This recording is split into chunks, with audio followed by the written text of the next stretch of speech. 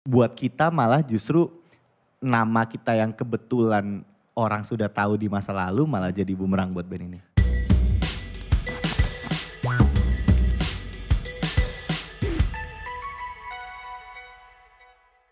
Oke, kita kembali lagi di MLD Podcast, Get Yourself Inspired. Tagline-nya gitu. Bersama saya Reza Al-Kadri, apa kabar semuanya? Dan kali ini kita udah siap ditemenin sama 3 orang yang berada dalam persekongkolan. Bahasa Malaysianya apa? Nah itu dia tuh, per apa ya? Persemakmuran? Perkumpulan. Perkumpulan Kayaknya sih. Kayak bukan deh, harus bahasa lebih lucu lagi. Apa? Perkumpulan. Barengan sama sebuah grup yang menamakan diri mereka adalah Dekat. Yes. Ada Tata, apa kabar? Baik. Gua temenan sama Tata tapi bukan? Anak tak. Ya! Ya. Ada Syafrina di sini, apa kabar? Hai, Yang baik. Lex, Ada Kamga, apa kabar? Baik. Gimana, mau ngerap juga? Enggak. Kita di sini ngobrol-ngobrol di MLD Podcast, ini kesenangan banget karena kita akhirnya bisa ngobrol barengan sama kalian. Sebuah grup yang sebenarnya udah lama di industri musik Indonesia, tapi dengan nama yang berbeda waktu itu. Ya. Sekarang dengan nama yang berbeda lagi, dan dengan lingkungan yang berbeda juga. Waktu itu di major label, sekarang di indie independent gitu ya. Dan tentunya kita pengen ngobrol soal musik dan hal-hal lainnya. Nah, Hal-hal lainnya nih yang pengen gue tunggu. hal-hal lainnya ya? Iya. Pengen. Kan kalau musiknya udah biasa. Udah biasa ya? Iya gak sih? Hal-hal lainnya itu sih. Sedap. Nah yang kedua nih berarti ya. Tarik dikit. Enak banget. Coba enak banget. ada kopi sama itu nggak yang piring ceper tuh tuang dulu. Soalnya di filmnya begitu. Iya. Coba ya, ini kita ASMR juga ya.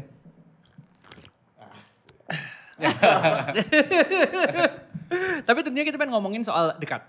Karena tadi seperti gue udah mention, kalian berada di lingkup yang berbeda ketika membentuk grup Dekat ini. Tentunya situasinya berbeda juga dong ketika kalian berada di industri musik yang bisa dibilang major label. Ya. Dan sekarang bisa dibilang ada kata-kata kemerdekaan untuk membuat karya. Semerdeka apa ketika kalian berada di independen dan kagetnya di mana waktu itu? Kalau ngomongin merdeka sih terlalu merdeka sih Terlalu. ternyata. Sampai nggak ada batasan sama sekali? Iya, sampai bener-bener apa ya? Ketika lo bikin lagu bahkan lo gak ngasih denger temen buat rilis duluan gitu. Kan biasanya lo kalau bikin lagu, denger lagu gue dong menurut lo Hearing gimana? session kan, Iya, hearing iya, session. Hearing session. Ini saking merdekanya hearing session tuh pas Rilis? lagunya udah rilis. Jadi pas gue, asik men tapi menurut gue kurang gini deh. Oh gitu ya, tapi udah rilis. Udah rilis lagi, udah taruh lagi. Jadi kayak kalau ngomongin kemerdekaan sih sangat merdeka. Cuma emang kan merdeka itu selalu ada cost-nya ya. Oke. Gitu. Kayak orang kita selalu ngomong negara ini adalah negara yang hebat karena ya merdeka gitu. Gitu. Apa tuh Singapura? Weh. Masih ditunggangin Inggris gitu Iya. kan. Ya, tapi maju. Tapi kaya. Karena ada yang bantu kan gitu.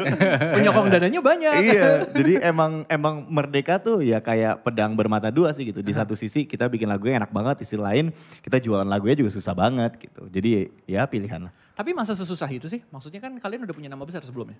Kalau di kita justru bumerang, karena sialnya kita adalah memang si Dekat ini ngambil jalur yang sangat bertolak belakang sama si Tangga gitu. Jadi orang yang dulu dengerin Tangga nggak bisa ngikut ke sini gitu. Dan orang yang mungkin calon pasar kita tahu kita Tangga jadi kayak ini anak Tangga emang bisa main musik apa gitu. Jadi kayak kita kayak ada di tengah-tengah gitu. Dibilang indie waktu di outer terutama di 4 tahun pertama ya. Dibilang indie di 4 tahun pertama ya anak-anak indie juga gak terlalu ngakuin namanya. Dan gue gak nyalain mereka lah. Kelompok vokal major label gitu kayak apaan sih gitu. Cuma ketika kita mau ke pasar, maksudnya ketika kita mau ke pasar mainstream juga gak ngerti lagu kita gimana. Jadi ya agak buat kita malah justru nama kita yang kebetulan orang sudah tahu di masa lalu malah jadi bumerang buat band ini. Tapi males gak maksudnya kayak disebut-sebut mulu, iya dulu kan Tangga. Males gak sih? Gue sih enak banget. Apa? Males banget? Gue sih Udah enak dalam gitu. tahap muak ya. Iya. Disuruh diundang ke sebuah event terus kayak kalian mau dong nyanyi lagu kalian dulu, itu udah males banget Sampai sih. hari ini Males. sih. Sampai hari ini? Sampai hari ini. Iya. Gini, Ada permintaan gak? dari 1 tahun kita mungkin bisa mendapatkan lebih dari 100 telepon. atau 100 tawaran, ya 98 itu mental karena mereka berharap kita menyanyikan lagu tangga gitu. Jadi gitulah gambarannya. Dari setahun tuh 100 yang nelfon. 98 mental, Najib aja cuma 2 tuh berarti. Ya sebegitu lah memang. Berarti nyesel gak dengan keputusan itu? Enggak, oh iya. Gue tuh orangnya bukan cepet nyesel, bukan orang yang nyeselan juga ya. Tetapi memang kalau ditanya, kalau misalkan lo bisa nge-rewind waktu bisa gitu. Kayak balik ke beberapa tahun ke belakang? Ada gak sih hal-hal yang pengen lo perbaiki? Gua sih banyak gitu, banyak hal. Tapi satu hal yang gak pengen, bahkan gak terbersit di otak gue adalah keluar dari tangga.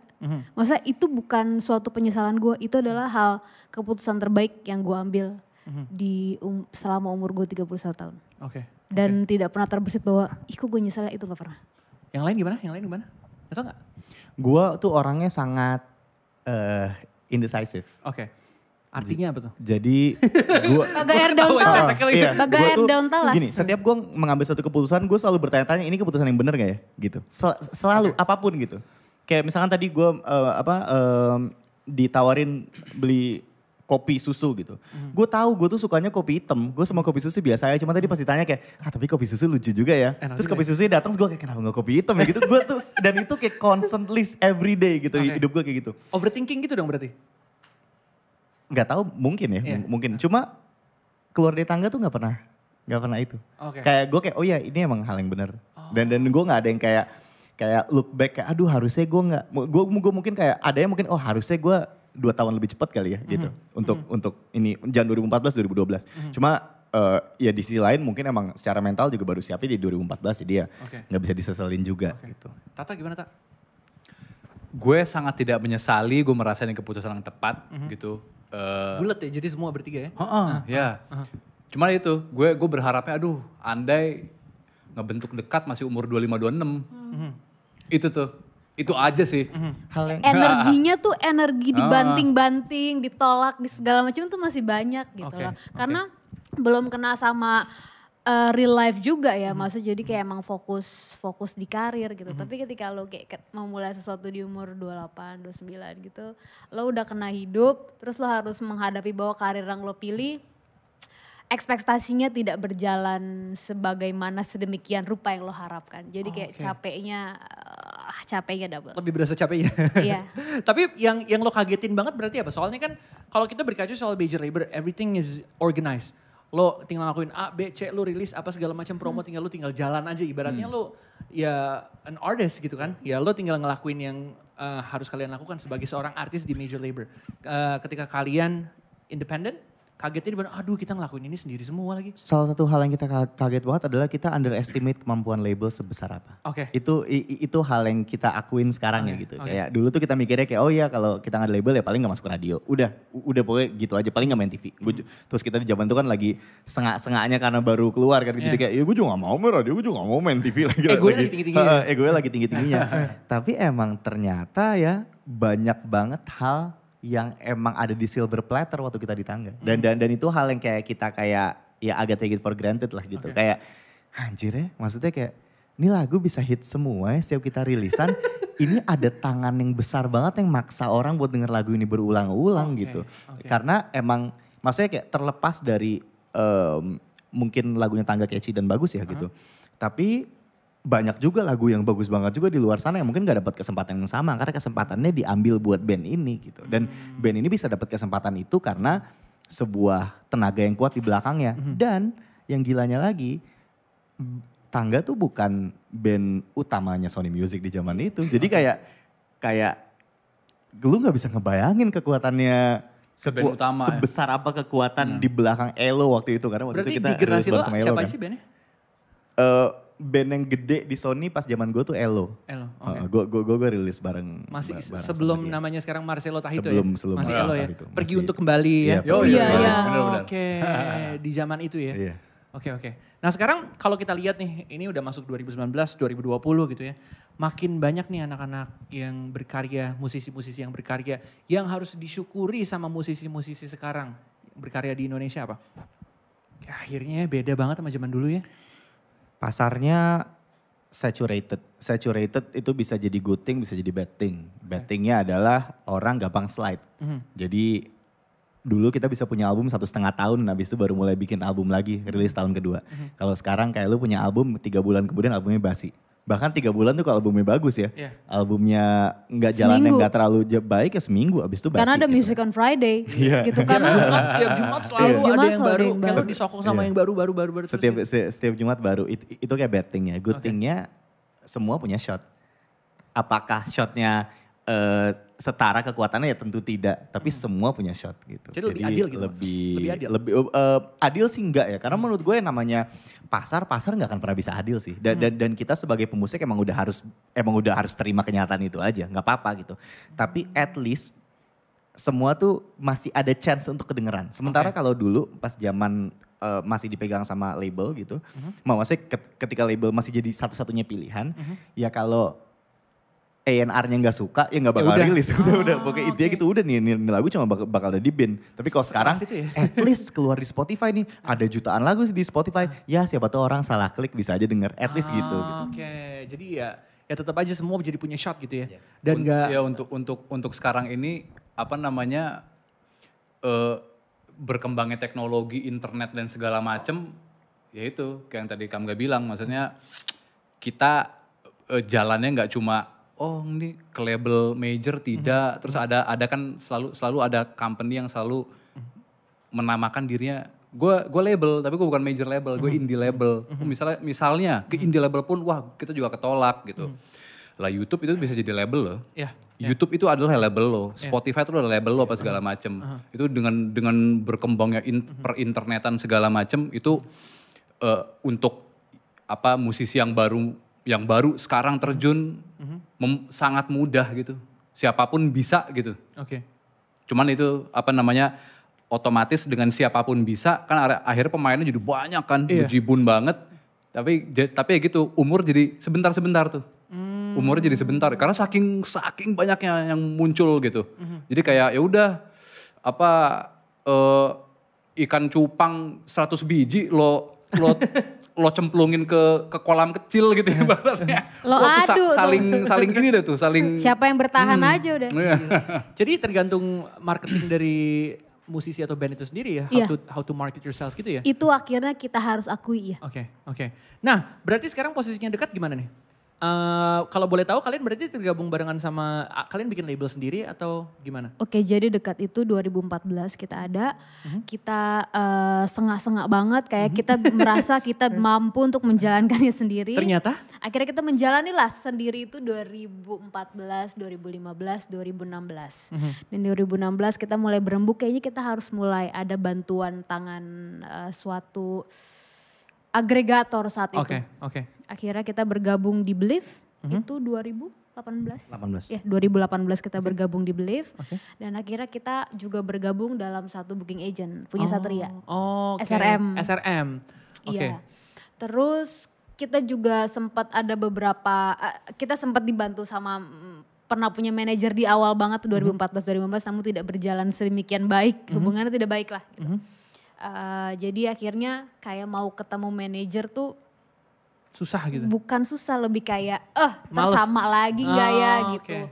Mencari orangnya siapa, masih tidak menutup kemungkinan cuman memang selektif banget untuk hal itu gitu. Karena ngobrolnya mungkin depan nyambung tapi ternyata pas eksekusinya. Kok gini ya? Iya kayak gue pikir lo ngerti kok kesini-sini lagi karena ada beberapa kerjasama yang hasil akhirnya begitu ya. Gue pikir lo ngerti, nggak tahu kok lo nyuruh kesini lagi sih. Jadi lebih berat gitu ya jadinya? Iya. Sampai batuk ibu. Mungkin kalau dibilang berat enggak, tetapi gini. Seperti kita mungkin Dekat ini umurnya baru 5 tahun. Tapi memang dalam 5 tahun ini bersyukurnya kita dapat banyak banget timpaan dan segala macam akhirnya jadi pengalaman dan jadi pelajaran. Dan ketika pelajaran ini banyak sekali yang kita tahu bahwa kita maunya ini, kita nggak maunya ini. Dan kita berusaha untuk mencari orang yang bisa mengerti dan menjadi perpanjangan tangan gitu. Tetapi ketika kita ketemu sama orang itu tanggapannya malah dia ribet ya. Oke. Gitu ribet dalam arti nggak mau begini, nggak mau begitu, padahal artis baru, misalnya gitu, padahal band baru segala macam. Padahal kalau aja mau ngedengerin baik-baik dan mau ngobrol baik-baik, kita tuh maunya sedikit banget, tapi spesifik dan gak bisa diganggu-gugat. Itu yang orang bilang ribet. Oke. Gitu. Ya karena kalian udah tahu juga aimnya mau kemana, musik Nah, kalian mau kemana dan Itu dia, kadang orang yang kayak males banget sih ngomong sana sini, ribet deh banyak mau. Padahal enggak, gue tuh maunya ibaratnya ini jari 10 itu enggak lebih. Cuman gue spesifik dan lu gak boleh ganggu gugat yang itu. Akhirnya ketika itu tidak boleh ganggu gugat, itu dianggapnya sebagai ribet. Ya kita mau gimana ya. itu tuh maksudnya apa sih, kayak lagu atau Banyak, album atau gimana? gini, lu boleh ngurusin yang lain tapi lu gak boleh ganggu gugat Musik? kreatif musik. Oke, Kreatif oke. musik lu gak boleh ganggu gugat. Nggak boleh kayak ini kok lagunya kurang catchy, nggak bisa tuh, Ya, nggak bisa. sementara orang-orang yang suka ibaratnya dalam arti manajer atau mungkin booking sejenisnya ketika didengerin lagu, aduh nih susah jualnya. Nah, itu mungkin sering keluar gitu? Iya, Oke. dan kita itu mau ngobrol sama lu karena gue tuh pengen gua itu bikin anyaman bambu. Jadi lu gimana nih jual anyaman bambu? Jangan lu suruh ganti gua anyaman tikar. Gua nggak bisa dan gua nggak mau anyaman tikar. Jadi gua menunjuk lo yang kita pikir lo bisa mengerti untuk menjual anyaman bambu gue. Gimana caranya? Daerahnya di mana? Demografisnya gimana? Sistemnya gimana? Lu pikirin tuh. Tapi nih anyaman bambu jangan ganti jadi anyaman tikar. Gak mau gue. Itu dibilang ribet. Oke. Gitu lah Pak. Oh, wah jadi ini Gitu berdasarkan udah emosi dan unek-unek juga nih kayaknya ya. Nah, dan ini juga sih banyak hal sih kayak kasarnya ya maksudnya kita punya satu masa lalu yang emang gak akan pernah bisa Digantikan, dihapus. Menurut gue masa lalu kita tidak akan pernah bisa kita kalahkan. Rekam Iya. jejak digital tidak akan bisa Iya. pernah dihapus ya. Tidak akan pernah bisa dikalahkan dan kadang orang yang suka mau membantu kita tuh kadang tipe orang yang kayak ya tapi kalau lu pakai itu lu gampang banget nih untuk bisa dapat kerjaan. Terus kita kayak ya tapi gue mau pakai itu. Terus mereka yang kayak ya tapi kok lu jadi nyusahin jalannya sih.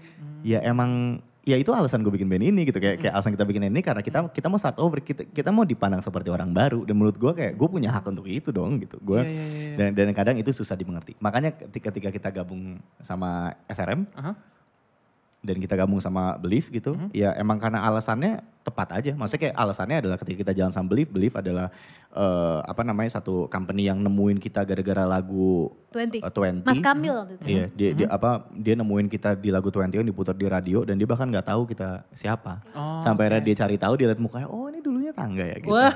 Dan itu gue yang kayak ya good, kita kenalnya bener dan kita sama SRM Satria anak indie banget. Gue bahkan gak yakin dia tahu Tangga lagunya apa sih gitu kayak.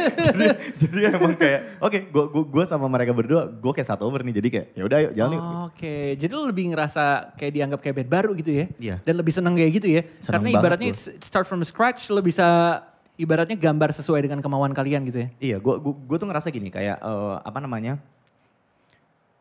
embracing masa lalu itu beda sama menggunakan masa lalu. Itu kayak dua hal yang beda. Sama kayak misalnya kita ngomongin misalnya kayak Brad Pitt gitu, dia mantannya Jennifer Aniston ya kan. Dia misalnya dia bilang, lu mantannya Jennifer Aniston kan? Aduh kan udah lama anjing. Mungkin dia males, cuman dia kayak, iya. Iya. Gitu.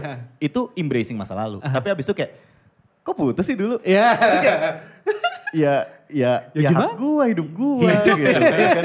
Nah itu juga sama kita, maksudnya kita sama sekali gak punya masalah. Kayak, lu tuh dulu tangga. Terus kayak, iya emang. Tapi kayak, lu kenapa gak mau nyanyiin lagu lagi sih? Lu kenapa kayak, ya kalau lu mau jadi tangga ya lu jadi tangga ya gitu. Gue sih gak mau, kayak gak harus semua orang mau kan gitu. Dan itu yang memang kadang susah dimengerti, tapi akhirnya kita udah kayak ya udah lama sebodoh lah, jalan aja terus gitu. Toh juga kalau kitanya gak stop, mungkin ya suatu hari nanti ya bisa akhirnya oh ya udah mereka anak dekat ya ternyata. Kadang cuman capeknya sama media sih. Bukan gini. Selalu nanya hal yang sama gitu? Bukan, jadi kayak ketika kita ada rilisan kita pasti akan kita akan mengeluarkan press release. Oke. Yang mana press release ini harusnya membantu untuk mengulik pertanyaan. Dan memberikan informasi yang disampaikan apakah lagu tentang apa dan segala macam, sesimpel itu. Tapi terkadang mereka untuk bikin highlights itu pasti akan menjual nama tangganya. Oke. Gitu. Misalkan kayak dekat Sebuah teks grup tangga. yang dulunya bernama Apakah kalian tahu dulu tangga, apa segala macem. Maksudnya kayak gue bersyukur banget buat media yang mau nolongin dekat untuk promosi lagu-lagunya, yang mau muterin lagunya, yang mau menyebarkan info tentang rilisan kita dan segala macem. Cuman akhirnya ketika beritanya yang begitu keangkat nggak ada efeknya buat kita. Gitu. Malah efeknya kayak, oh tangga ya, malah tiba-tiba komennya, tangga nih kenapa kok lagunya begini sekarang gitu. Jadi akhirnya kayak gue mending gak diberitain deh. Daripada masih di kayak gini terus. Daripada gitu. akhirnya ternyata komennya begini ya gitu. Itu yang kadang besar. Kenapa? Karena media punya kekuatan yang cukup besar. Ketika mereka mengeluarkan headline, itu akan langsung dibaca. Dan nama tangga itu kenceng banget. Apalagi ketika nama tangga, terus ngeliat muka 2 orang ini, ngeliat muka kamu, ngeliat muka Tata, itu udah kenceng banget gitu. Makanya kayak ketika headline akan itu kayak gue langsung aduh kena. Gue tuh pengen mulai yang baru, kenapa sih kita harus selalu dibawa embel-embel itu. Kenapa itu gak bisa kayak ditaruh aja gitu, kayak misalkan dekat mengeluarkan nih siapa dekat, ya udah orang nggak tahu juga nggak apa-apa loh. Daripada harus saya siapa dekat, iya dulunya tangga, itu tuh selalu kayak malas gitu jadinya ya. Oke. Tapi dengan kalian gabung bareng sama Believe, kalian gabung bareng sama SRM, lebih ngebantu kah ketimbang kalian ngurusin semuanya sendiri? Oh iya. Ngebantunya di sisi mana ya? Dari panggungan jadi makin banyak kah? Atau jadi lebih produktif kah? Atau ada timeline-nya nih? Oke, dalam 1 tahun lo harus rilis album gini, atau bebas tetap? Lebih ke perpanjangan tangan aja sih, kayak kalau capeknya sih sama menurut gue gitu, capeknya sama, kita tetap bikin, kita tetap jalanin semuanya sendiri gitu, cuma at least ketika kita udah punya rilisan, ada tangan-tangan yang bisa ngebantu rilisan itu untuk mudah-mudahan bisa jalan lebih jauh. Tapi nggak berasa kayak label zaman dulu gitu berarti ya? Karena mereka bukan label. Oke. Mereka santai. Lebih santai banget gitu ya. Tapi karena emang satu hal itu juga butuh gak sih perpanjangan tangan seperti kalian, karena ibaratnya sebagus apapun karya yang kalian bikin, tapi kalau nggak ada orang yang ngasih tahu kalau ini cuy ini karya bagus banget, ya jadinya konsumsi lo dan keluarga lo juga gitu ya. Sangat. Iya. Itu kok. Maksudnya gue percaya gini, lo bagus, misalnya lo mempunyai kualitas yang bagus, oh ya bagus, terus kenapa? Emang kenapa kalau lo bagus gitu? Lo tetap nggak akan bisa jadi apa-apa lagi kalau lo nggak menjual, kan gitu. Lo nggak berusaha menjual diri lo gitu. Tapi kan kadang ada ya orang yang, waduh, gue pengen punya eagerness untuk menjual diri. Gue mau kesana nih, atau gue mau kesana nih. Gue tahu tujuan gue mau kesana.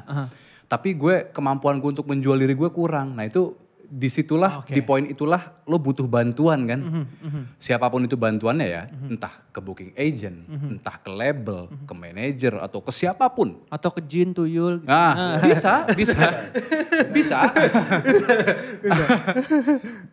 Ya jadi pada akhirnya memang bantuan itu sangat dibutuhkan. Karena memang di industri ini gitu ya, paling tidak maksudnya di industri musik gitu yang udah kita jalanin, dulu kita pernah di major, sekarang terus kita independen, bener-bener independen gini. Jadi kayak kita tahu dua alamnya gitu loh.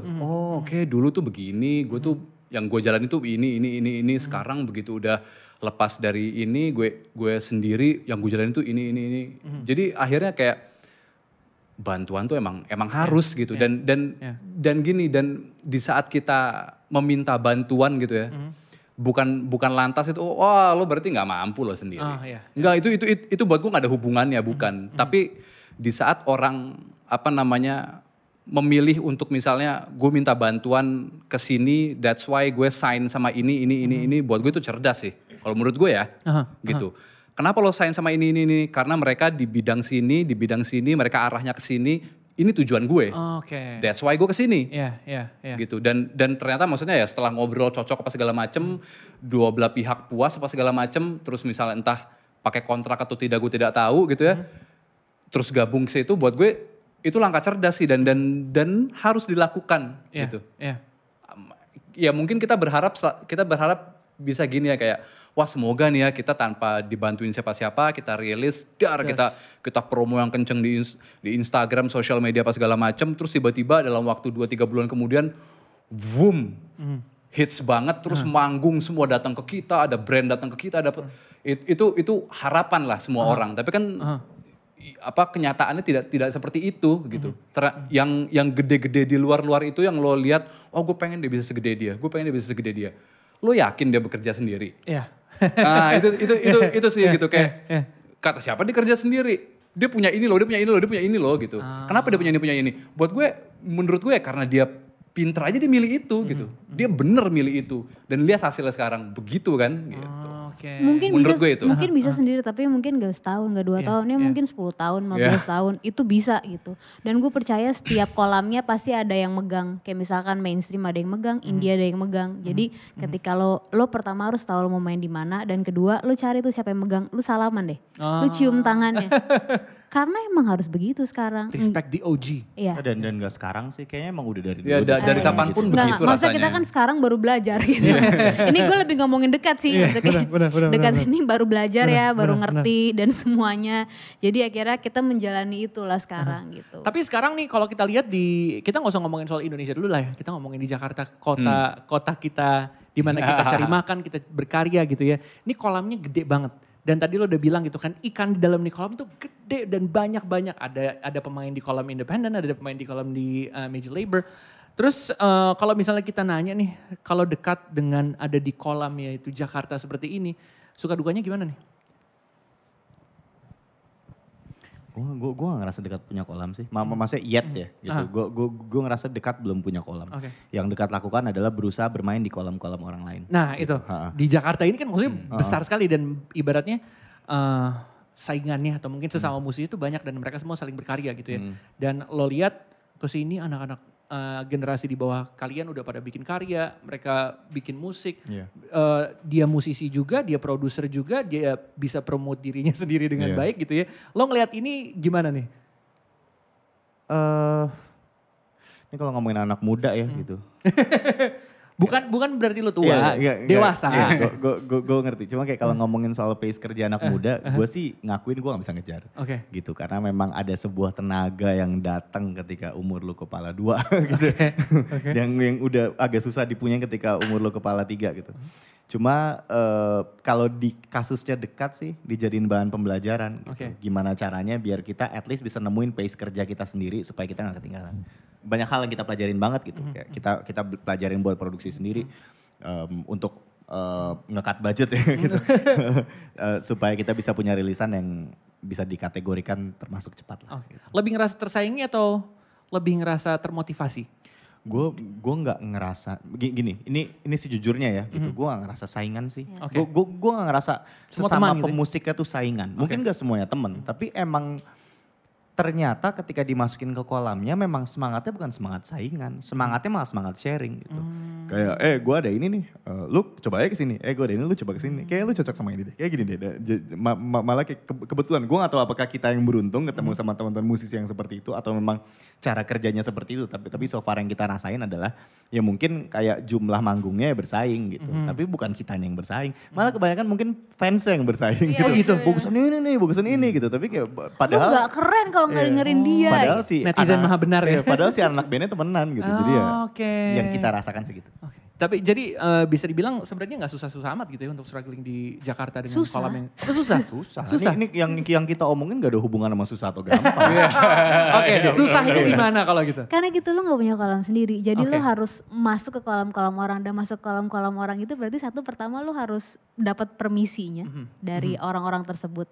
Dan kedua kolam-kolam ini sudah punya peminatnya masing-masing. Jadi ketika lo masuk ke kolam ini, peminatnya ini akan ngeliat siapa lo. Siapa lo? Ini anak apa sih mau coba-coba masuk ke sini? Pasti lo akan ada di underestimate di situ. Dan ketika lo kayak gitu berarti lo harus main bagus terus. Karena ketika sekali lo bikin kesalahan jelek, lo hancur. Buat dekat kita nggak bisa main satu jelek karena hancur. Karena akan udah ngulang lagi nih gitu. Dan susahnya lagi kita tuh manggung dikit banget. Maksudnya untuk jumlah secara kuantitas tuh dikit banget. Seberapa? Dalam sebulan? Dalam setahun. Dalam setahun ini paling cuma 5 atau 6. Masa? Sedikit itu iya. Masa? Iya. Segitu. Gila. Iya. Kok bisa? Iya karena memang ketika Kita juga pengennya nggak terjadi itu. Iya. Cuman kalau pertanyaan lo kok bisa? Kita juga Nggak tahu ya. Kita harapannya sih nggak begitu. Siapa yang mau berharap gitu ya? Nggak, menurut gue simpel sih alasannya emang karena di 2 tahun terakhir dekat ini ada gitu di 2018 19 kita itu udah mulai mau fokusnya satu ke produksi live gitu. Jadi kita mau ngebenerin audio keluar kita kalau lagi live. Jadi kita udah nggak mau cuman kayak seseruan waktu dekat awal-awal keluar. Terus juga dari lagu kita udah cukup banyak, jadi kita sama sekali tidak cover dan kita tidak servis orang dengan lagu-lagu yang mungkin terkenal atau gimana.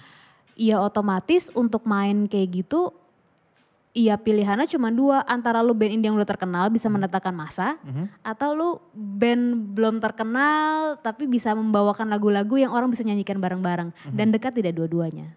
Belum. Iya saat ini gitu, kita belum.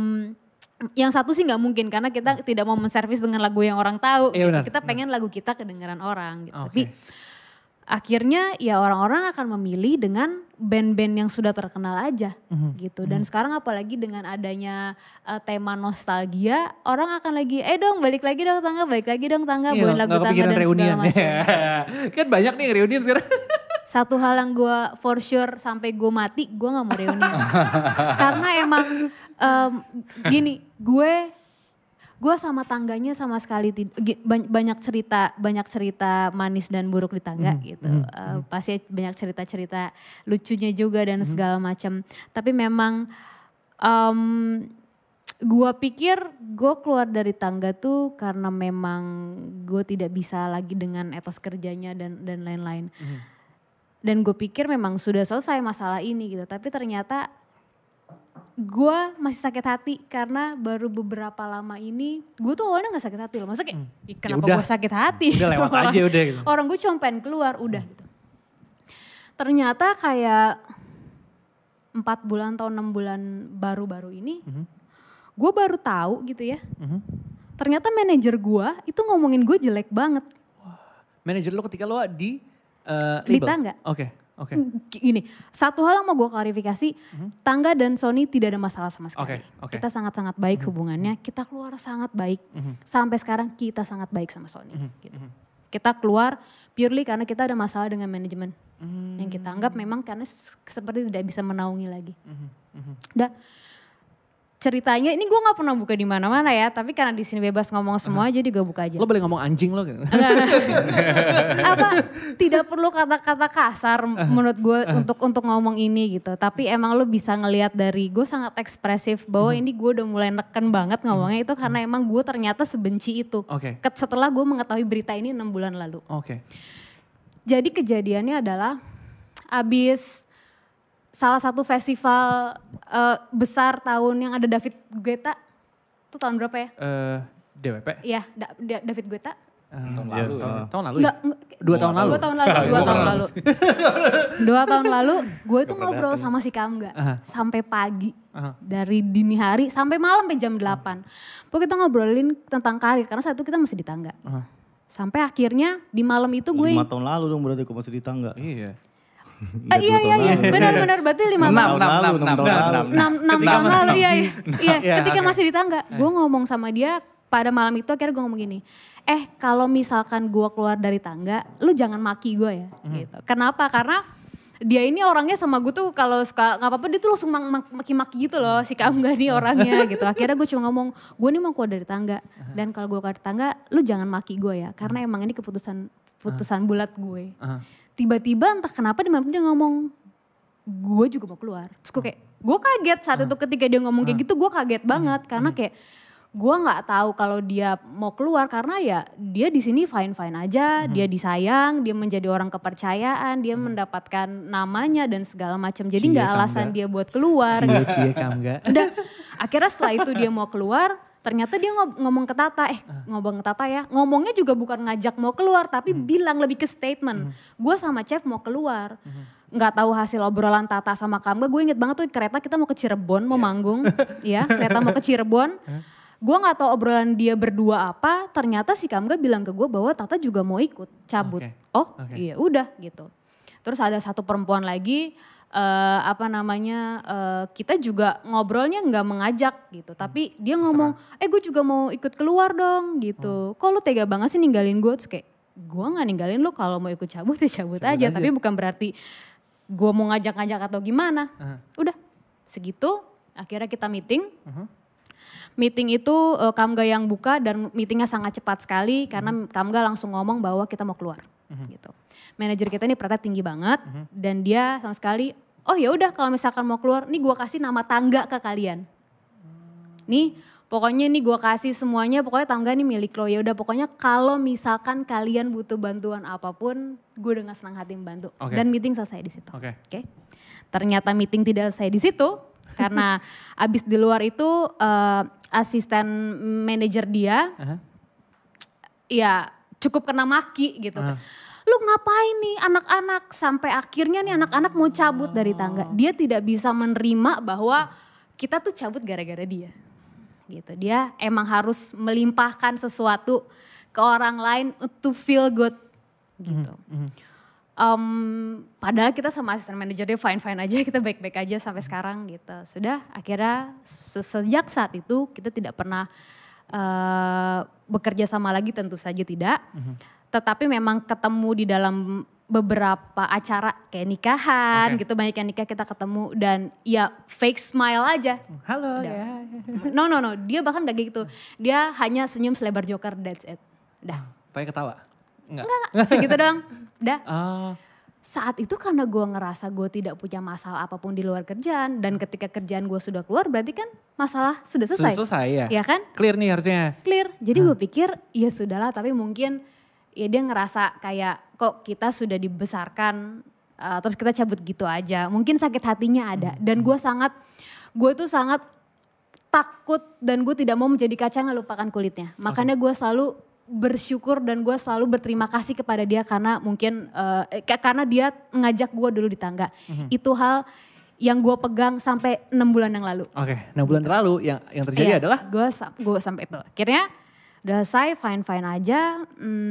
Sampai 6 bulan yang lalu Kamga lagi di Surabaya. Tuh, dia lagi manggung sama satu band karena dia sekarang lagi side job di situ.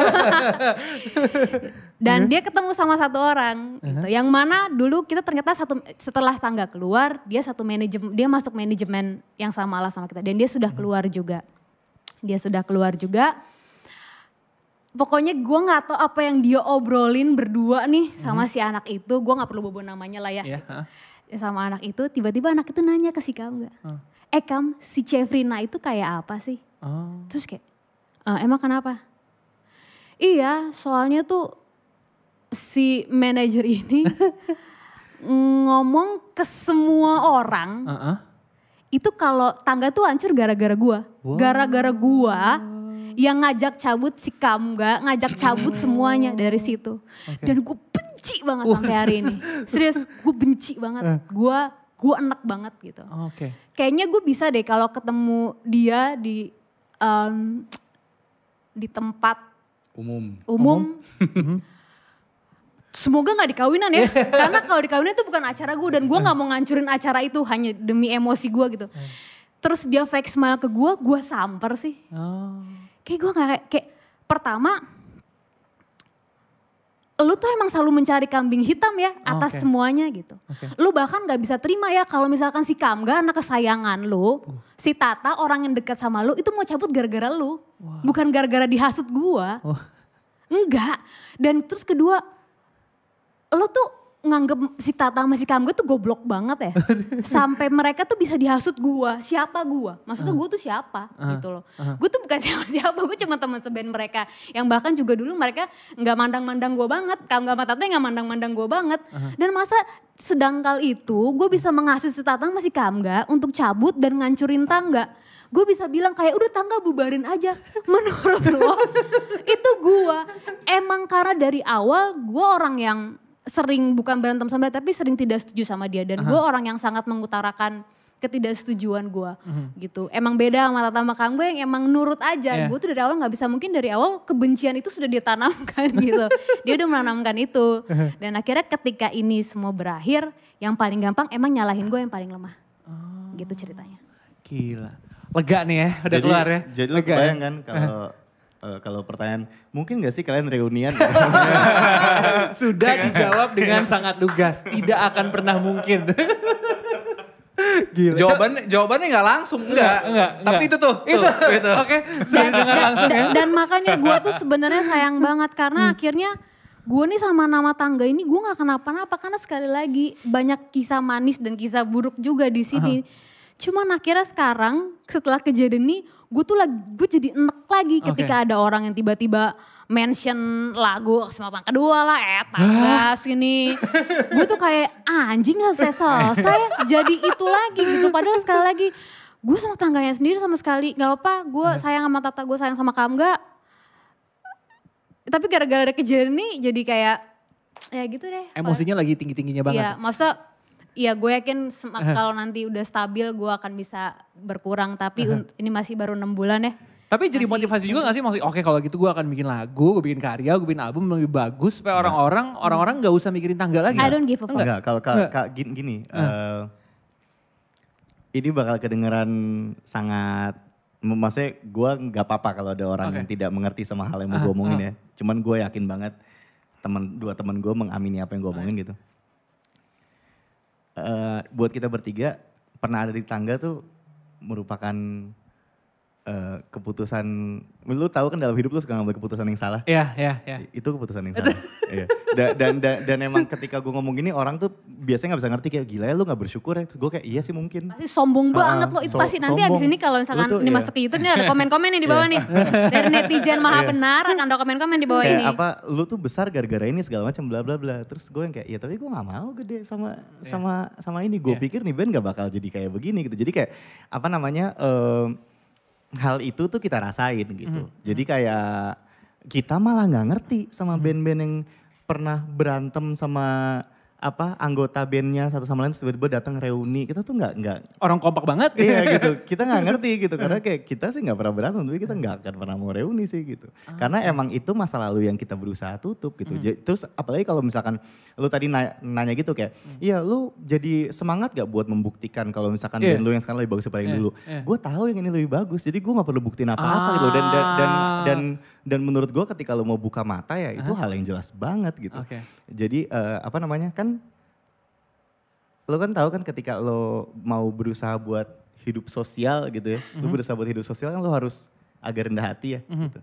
Tapi kayak gue entah kenapa ya gitu, gue tahu mungkin emang banyak anak band yang anak band yang emang beneran jujur genuinely suka sama band satu sama lain dan mendukung dan segala macam, dan gue respect banget sama orang-orang itu ya. Tapi menurut gue ya, salah satu alasan kenapa orang mau ngeband adalah karena mereka ngerasa mereka yang paling bagus. Ada itunya dan kita bertiga punya itu, makanya kita mau ngeband gitu. Kayak kasarnya gue nggak bisa naik atas panggung terus selalu ngomong gue bagus banget segala macam bla bla gitu. Maksudnya kayak ya mungkin cuma Eleven kan yang bisa bikin album judulnya The Greatest Ever gitu. Dan gue aminin banget itu kayak lu harus ngerasa lu the greatest ever, kalau enggak ngapain lu ngeband gitu. Kita nggak bisa ngomong itu. Kita bukan siapa-siapa, tapi kita tahu deep down inside kenapa kita mau ngeband, karena kita ngerasa ya Kita mampu, kita bagus. ini band bagus gitu. Jadi kayak kalau misalnya ditanya kayak lu mau membuktikan, lu ngapain membuktiin orang itu Emang aja. bagus ya? Gue tinggal karena gue ngerasa gue bisa bikin yang lebih bagus daripada itu. Tapi kan sekali lagi musik itu kan selera. Makanya gue gak pernah sama sekali berusaha ngedis orang-orang yang suka sama gue dulu di tangga. Ya gak apa-apa, maksudnya lu suka sama Kamga Tangga ya makasih. Tapi emang gue udah bukan itu lagi, dan gue punya hak untuk punya kehidupan gue yang baru. Gitu. Gue nggak minta lu buat berhenti dengerin lagu gue yang lama. Lu bisa denger di Spotify, silakan. Malah bagus, bikin seneng Sony gitu kan. tetap datang revenue gitu. Gue nggak pernah minta revenue-nya. Orang suka bilang sama gue kayak, wah gila berarti lumayan juga ya pendapatan lu segala macam bla bla gini. Gue kayak, gue nggak pernah minta. Kalau mereka ngirim ya bagus gitu. Tapi kalau mereka tiba-tiba suatu saat stop ngirim, gue nggak bakal minta lo. Kenapa ya? Karena emang ya mungkin ego kali ya gitu. Kayak ya udah emang gue udah siap buat meninggalkan ini. Ya udah jadi orang dewasa aja. Oke, ini adalah hal yang sebuah chapter yang kita siap udah tutup, kita udah tutup, sekarang kita maju ke hal baru. Wah susah ya ternyata baru. Ya hadapin kan lu mau yang baru. Jangan lu susah sama yang baru terus lu reuni gitu. Berarti mental lo pada John Cena banget ya? Wih sedap. Sedap ya? Iya. Mudah-mudahan sih. Mudah-mudahan mentalnya John Cena banget. Mudah-mudahan sih. jadi Ya nangis juga lah. nangis. Yes. Jadi ya pokoknya intinya ya buat semua band yang reuni ya lucu ulun sih. Tapi kalau kita ngomongin mention John Cena berarti mention Numbers. Numbers album kalian yang dirilis Oktober 2018. Yes. Sekarang udah 2020. Gimana nih? Apakah udah siap dengan karya terbaru lagi? Dan siap membuktikan kalau kalian adalah band terbagus menurut kalian? Iya, benar. Gua nggak tahu next single kita yang bakal rilis Januari ini orang getnya kayak apa ya. Tapi buat gue keren banget. Terlepas dari nanti pas rilis tiba-tiba kayak anjir apaan sih ini deketin. Tapi gue kayak enggak ini apa soalnya kayak apa ketika kita bikin Numbers gitu memang ada beberapa lagu-lagu yang emang deket sama kita gitu ya. Biasa kan lo gitu kan, tiap lo keluarin album pasti ada favorit gitu. Tapi memang John Cena buat kita bertiga emang kayak jadi personal favorite gitu karena kayak nggak tahu kenapa pas lagunya jadi kayak Iya lagi bagus. Kok gue bangga sama ini ya gitu, kayak kebanggaannya agak lebih daripada yang lain gitu. Dan gue ngerasa ketika kita bikin single yang next ini perasaan itu di gue sih keulang gitu. Jadi ya gue berharap ketika nanti lagu rilis gue tetap ngerasain hal yang sama karena sekali lagi ya, ketika kita bikin album it's all about us gitu. Jadi kayak oke, gue suka banget lagunya dan gue happy banget kalau lu suka, gue seneng banget kalau lu gak suka ya udah nggak apa-apa gitu. Ya gimana ini musik kita gitu. Nggak apa-apa. Ditambah ya di single ini merupakan karakter yang lebih kuat daripada John Cena sih kalau menurut gue. Oke. Gitu. Itu aja yang bisa gue sampaikan. Ini karakter yang lebih kuat daripada John Cena. Danny Trejo jagoan kita semua. The Rock ya. Tapi scene musik Indonesia memang lagi berkembangnya banget. Lagi banyak banget orang-orang rilis karya. Tadi seperti yang lo bilang gitu kan. Orang setiap minggu disuguhin sama yang baru. Setiap minggu disuguhin sama yang baru gitu kan. Kalau lo sendiri lagi dengerin siapa nih yang paling didengerin banget? Karya-karya siapa? Boleh satu-satu nih? Gue ada satu band, gue gak tahu di negara apa ya, gue gak pernah cek negara band. Harus Indonesia. Bebas mana aja. Oh, harus Terserah. Indonesia, oh bebas. Indonesia boleh. Enggak ya gak apa-apa.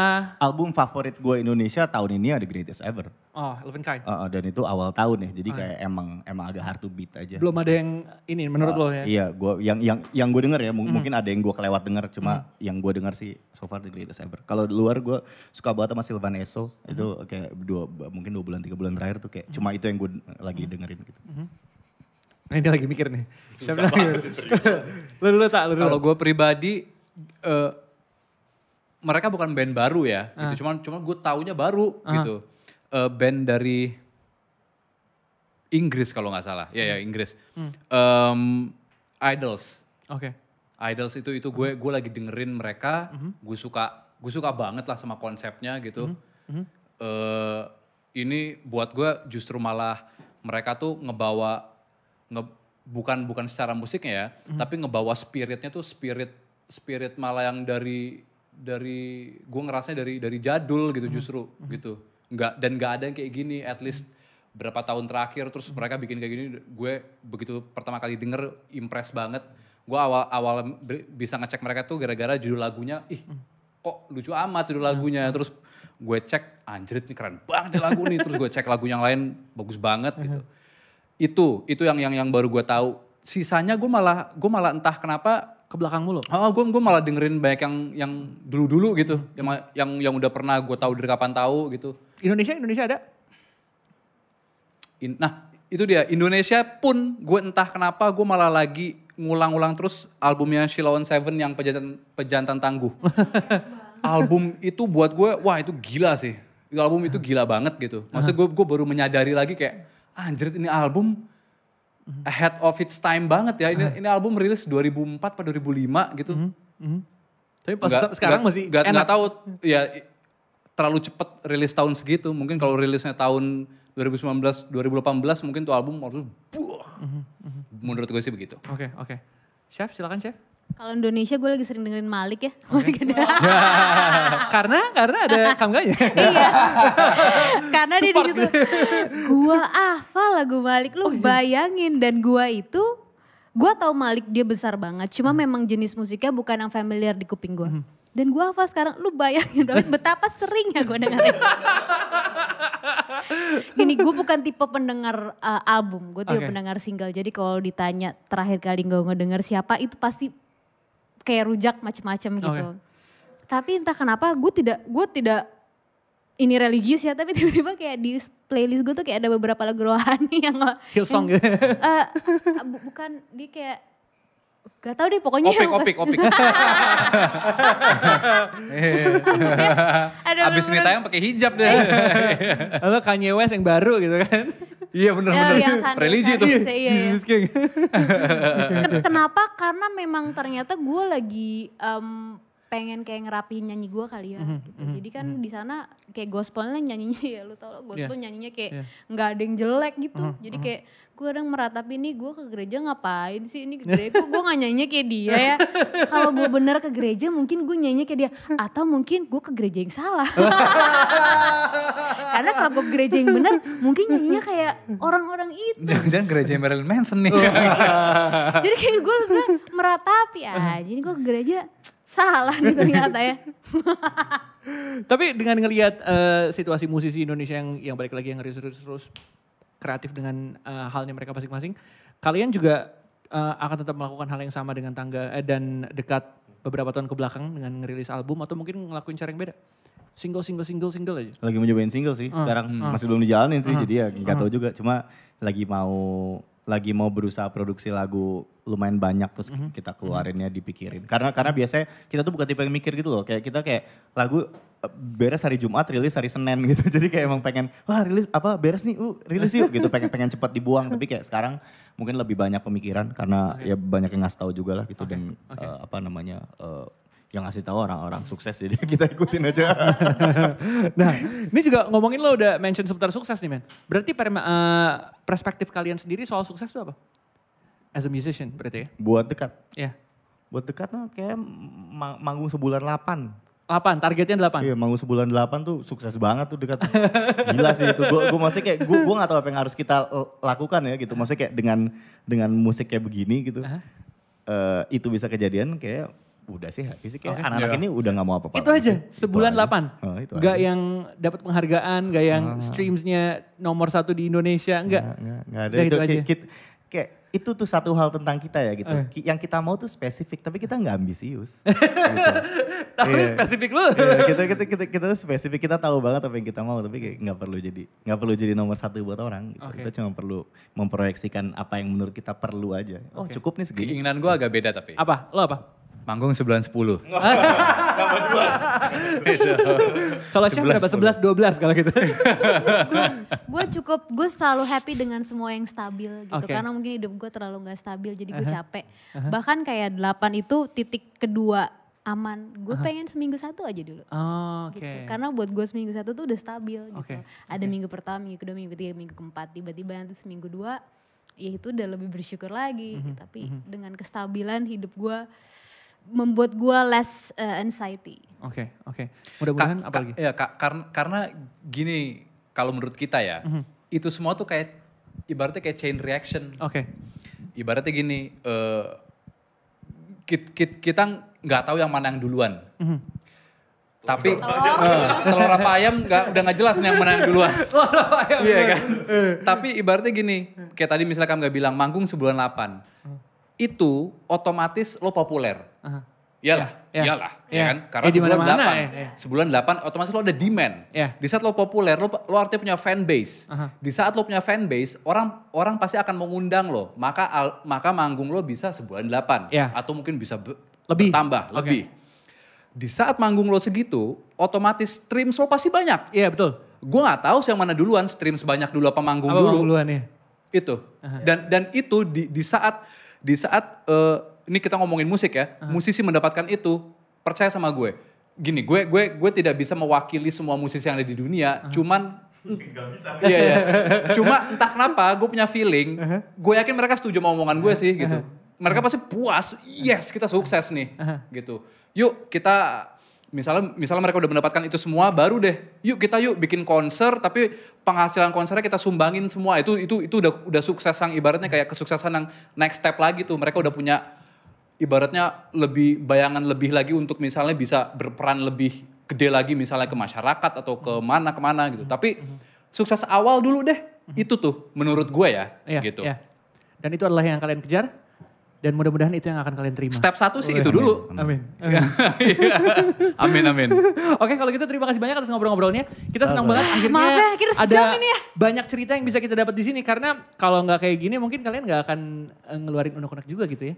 Gue tuh senengnya gue udah lama banget gak wawancara sama Dekat ya. Dan emang Dekat tuh marah-marah terus aja. Gila, ini udah mau tahun ke-6 gak padem-padem aja gitu. Anjir gila nih ini. Tapi mudah-mudahan sukses terus ya. Mudah-mudahan Amin, dengan sama-sama. single terbarunya. Sama-sama. Soalnya mudah-mudahan ada yang bisa mengalahkan John Cena di nomor 1 Spotify kalian. Iya. Karena nomor 1 loh sekarang. Iya. Oh ya, harusnya. iya nomor 1 loh. Di chartnya nomor 1 kalian. Sedap. Tapi di nomor 1 kita tuh ya ini ya nggak tinggi. Nomor 1 ya Dekat. Iya. Oke, terakhir satu kata buat Dekat 2020. Stabil. Stabil. Ya cuan lah Jack. Cuan. Cuan Jack. Iya stabil. Stabil dan cuan. Stabil dan cuan. Oke, terima kasih. Itu dia obrolan kita di MLD Podcast Get Yourself Inspired. Barengan sama Dekat. Terima kasih Terima banyak. kasih banyak, Reza. Tata, terima kasih banyak Syafrina dan terima kasih Thank you, banyak thank you. Kamga.